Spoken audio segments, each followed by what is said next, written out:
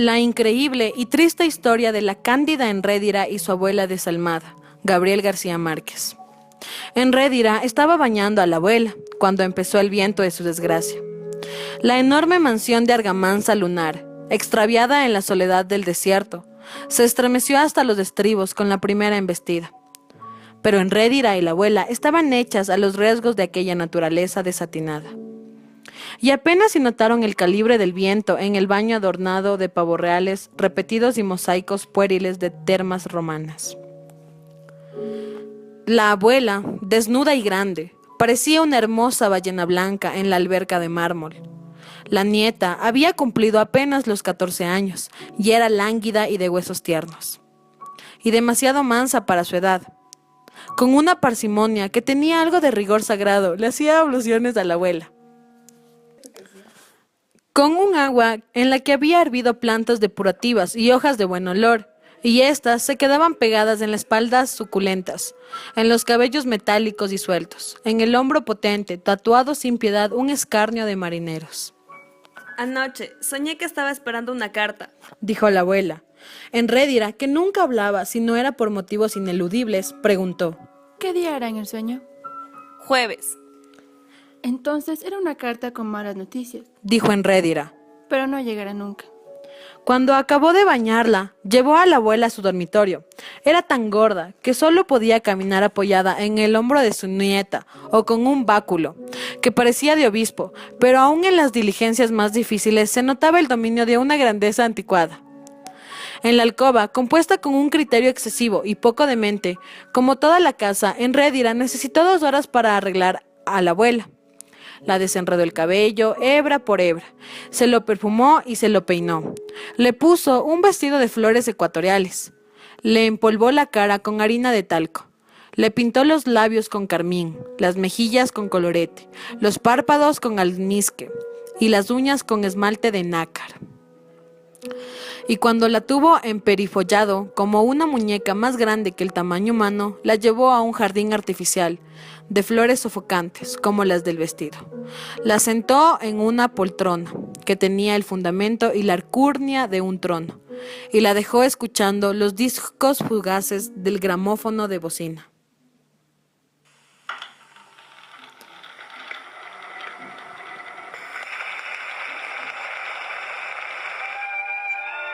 Mientras la abuela navegaba por las ciénegas del pasado, Enrédira se ocupó de barrer la casa, que era oscura y abigarrada, con muebles frenéticos y estatuas de césares inventados, y arañas de lágrimas y ángeles de alabastro, con un piano con barniz de oro, y numerosos relojes de formas y medidas imprevisibles. Tenía en el patio una cisterna para el manejar remoto, y en una argolla de la cisterna había una avestruz raquítico, el único animal de plumas que pudo sobrevivir al tormento de aquel clima malvado.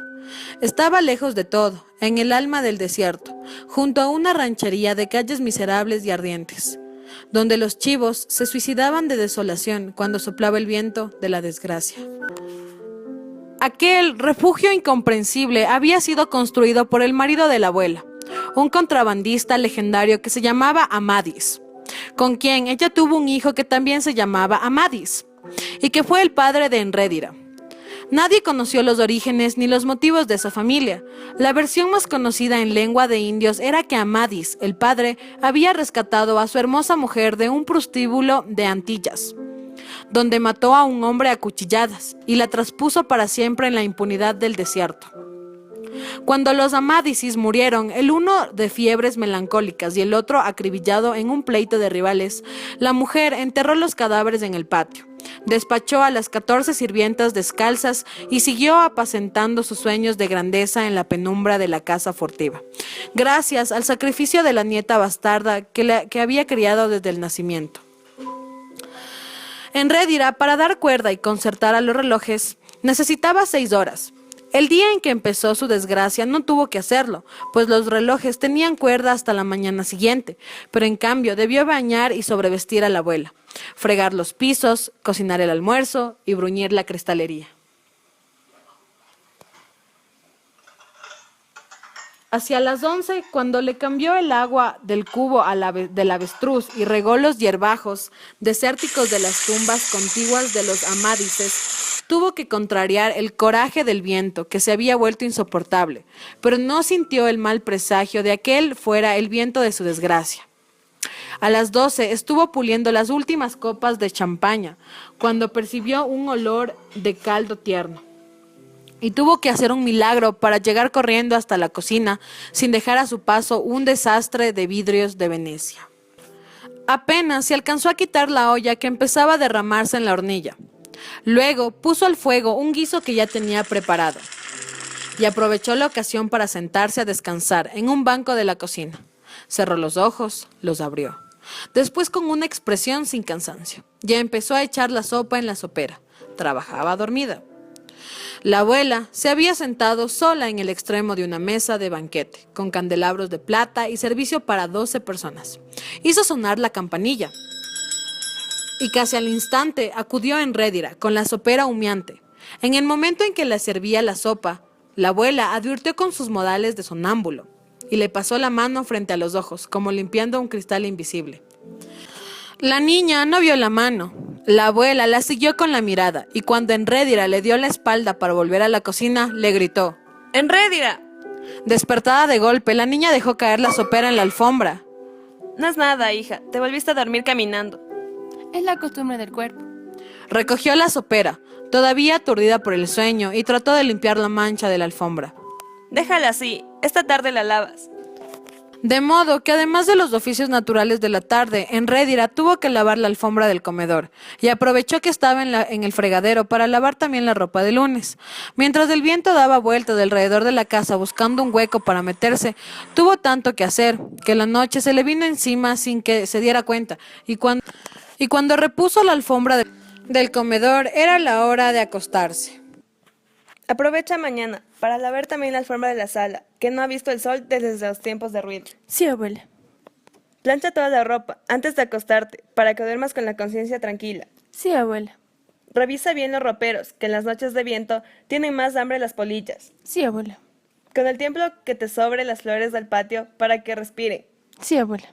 Y le pones su alimento al avestruz.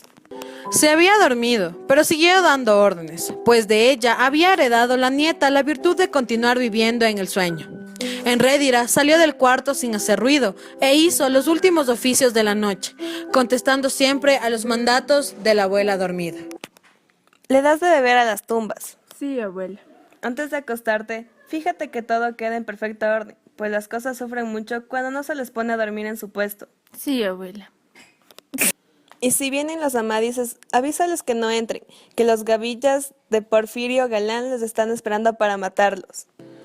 Enrédira no le contestó más, pues sabía que empezaba a extraviarse en el delirio, pues no se saltó una orden.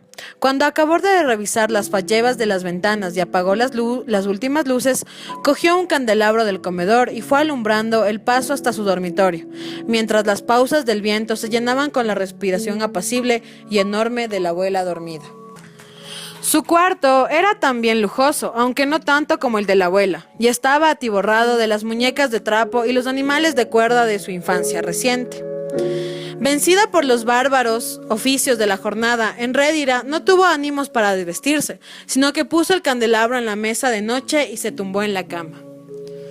Poco después, el viento de su desgracia se metió en el dormitorio, como una manada de perros, y volcó el candelabro contra las cortinas. Al amanecer, cuando por fin se acabó el viento, empezaron a caer unas gotas de lluvia gruesas y separadas, que apagaron las últimas brasas y endurecieron las cenizas humeantes de la mansión. La gente del pueblo, indios en su mayoría, trataba de rescatar los restos del desastre, el cadáver carbonizado del avestruz, el bastidor del piano dorado, el torso de una estatua. La abuela contemplaba con un abatimiento impenetrable los residuos de su fortuna. Erréndira, sentada entre las dos tumbas de los Amádices, había terminado de llorar, cuando la abuela se convenció de que quedaban muy pocas cosas intactas entre los escombros. Miró a la nieta con una lástima sincera. Mi pobre niña, no te alcanzará la vida para pagarme este percance. Empezó a pagárselo ese mismo día, bajo el estruendo de la lluvia.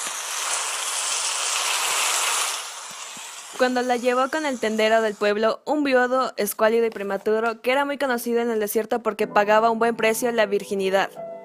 Ante la expectativa impávida de la abuela, el viudo examinó a la nieta, consideró la fuerza de sus muslos, el tamaño de sus senos, el diámetro de sus caderas. No dijo una palabra, mientras no tuvo un cálculo de su valor. Todavía está muy bache. Tiene teticas de perra. Después, le hizo subir en una balanza para probar con cifras su dictamen. Rendira pesaba 42 kilos, No vale más de 100 pesos. dijo el viudo. La abuela se escandalizó. 100 pesos por una criatura completamente nueva. Casi gritó. No, hombre, eso es mucho faltarle respeto a la virtud. Hasta 150. Dijo el viudo. La niña me ha hecho un daño de más de 1 millón de pesos.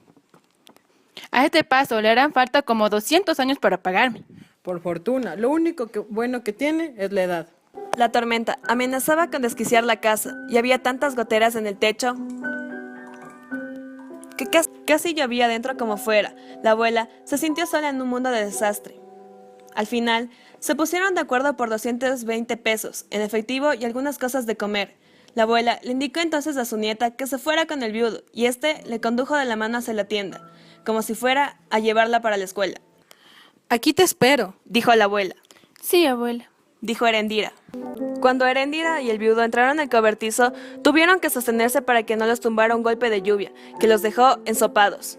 Sus voces no se oían y sus movimientos se habían vuelto distintos por el fragor de la borrasca.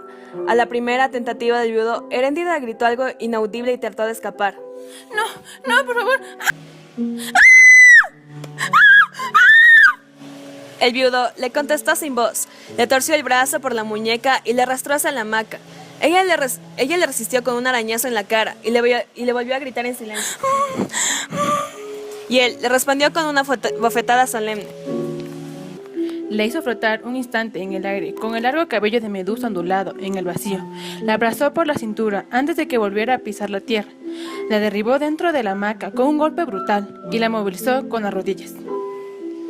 Mientras el viudo la desnudaba desgarrando de la ropa con zarpazos espaciados, como arrancando hierba, desbaratándola en largas tiras de colores que endulaba como serpientes y se iban como el viento. Cuando no hubo en el pueblo ningún otro hombre que pudiera pagar algo por el amor de Erendira, la abuela se la llevó en un camión de carga hacia los rumbos de contrabando. Hicieron el viaje en la plataforma descubierta, entre bultos de arroz y latas de manteca, y los saldos de incendio. En la cabecera de la cama virreinal, un ángel de guerra en trono chamuscado, y otros cheseres inservibles. En un baúl, con 2 cruces pintadas a brocha gorda, se llevaron los huesos de los amadises.